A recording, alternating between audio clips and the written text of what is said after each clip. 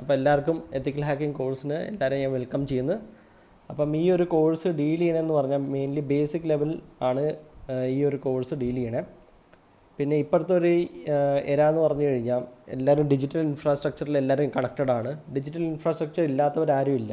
ഒരു കയ്യിലൊരു mobile phone ഉള്ളവരെങ്കിലും ആരെങ്കിലും ഒരാൾ കാണും. അപ്പം ഈ ഒരു കാലത്തിൽ എങ്ങനെയാണ് നിങ്ങൾ സെക്യൂർ ആക്കേണ്ടത്, അല്ലെങ്കിൽ ഏതൊക്കെ രീതിയിൽ അറ്റാക്ക് നടക്കാൻ പറ്റും, അപ്പോൾ അതിൻ്റെ ഒരു ബേസിക് ഒരു കോഴ്സാണ് പ്രൊവൈഡ് ചെയ്യണത്. അപ്പോൾ ഈ കോഴ്സ് പഠിച്ചു കഴിഞ്ഞാൽ നിങ്ങൾ എങ്ങനെയൊക്കെയാണ് അറ്റാക്സ് ഹാപ്പൻ ചെയ്യണമെന്ന് നിങ്ങൾക്ക് അറിയാൻ പറ്റും. പിന്നെ ഇൻഡസ്ട്രി റിലവൻ്റ് ആയിട്ടുള്ള ടൂൾസ് നിങ്ങൾ യൂസ് ചെയ്യാനായിട്ടും നിങ്ങൾക്ക് ഈ കോഴ്സിൽ പഠിക്കും. പിന്നെ വൾണറബിലിറ്റിക്ക് ഐഡൻറ്റിഫൈ നിങ്ങൾക്ക് എങ്ങനെയാണ് വൾണറബിലിറ്റി എങ്ങനെ ഐഡൻറ്റിഫൈ ചെയ്യാം, പിന്നെ എങ്ങനെയാണ് നിങ്ങളുടെ സ്വന്തം എൻവയറമെൻറ്റ് അല്ലെങ്കിൽ നിങ്ങളുടെ സ്വന്തം ഇൻഫ്രാസ്ട്രക്ചർ എങ്ങനെ പ്രൊട്ടക്റ്റ് ചെയ്യാൻ പറ്റും. അപ്പം ഇതെല്ലാം ആണ് നിങ്ങളുടെ ഈ കോഴ്സിനുള്ളിൽ നിങ്ങൾ പഠിക്കണത്. അപ്പം എത്തിക്കൽ ഹാക്കിംഗ് എന്ന് പറഞ്ഞാൽ ഇതെല്ലാം എങ്ങനെയാണ് ലീഗലി ചെയ്യാൻ പറ്റുന്നത്. അപ്പം ലീഗലി എങ്ങനെയാണ് ഈ സിസ്റ്റത്തിൽ നിന്ന് വൾണറബിലിറ്റി എങ്ങനെ ഫൈൻഡ് ചെയ്യും, എന്നിട്ട് അതെങ്ങനെ റിപ്പോർട്ട് എങ്ങനെ സബ്മിറ്റ് ചെയ്യും. അപ്പോൾ അതൊക്കെയാണ് നിങ്ങൾ ബേസിക്കലി ഈ കോഴ്സിൽ നിങ്ങൾ പഠിക്കുന്നത്.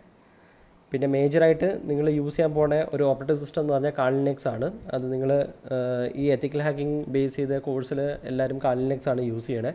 അപ്പം ആ ഓപ്പറേറ്റിംഗ് സിസ്റ്റം എങ്ങനെ നിങ്ങൾ യൂസ് ചെയ്യാം, ലിനക്സ് എൻവയറമെൻറ്റ് നിങ്ങൾ എങ്ങനെ ഫെമിലർ ആയാം, പിന്നെ അതിൻ്റെ ബേസ് ചെയ്തുള്ള കമാൻഡ്സ് എങ്ങനെ നിങ്ങൾ ഫണ്ടമെൻ്റലായിട്ട് എങ്ങനെ പഠിച്ചു പോകാം, അതൊക്കെയാണ് ഈ ഒരു കോഴ്സ് ഡീൽ ചെയ്യണത്.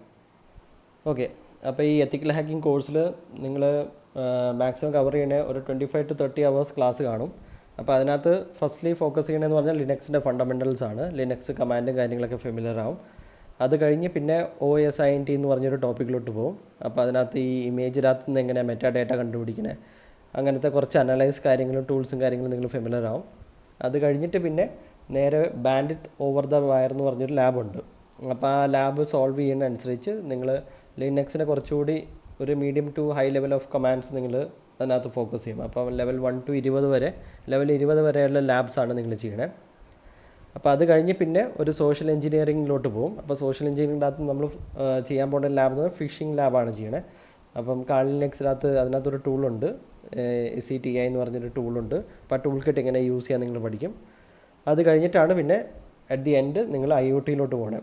അപ്പോൾ IoTയിൽ നിങ്ങൾ ചെറിയൊരു നോഡ് MCU എന്ന് പറഞ്ഞൊരു ഡിവൈസിനകത്ത് ഒരു ചെറിയൊരു ലാബ് നമ്മൾ ഡെമോൺസ്ട്രേറ്റ് ചെയ്യും. അപ്പോൾ അതോടെ തന്നെ ക്ലാസ് മൊത്തം വൈൻഡ് അപ്പ് ചെയ്യും.